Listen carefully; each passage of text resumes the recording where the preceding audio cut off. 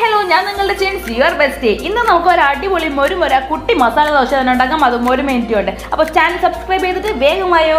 മസാലയ്ക്ക് വേണ്ടി സവാള, ക്യാരറ്റ്, പച്ചമുളക്, ഇഞ്ചി, വെളുത്തുള്ളി, കറിവേപ്പില, മല്ലിയില ചെറുതായിട്ട് അരിഞ്ഞ് മാറ്റി വെക്കുക.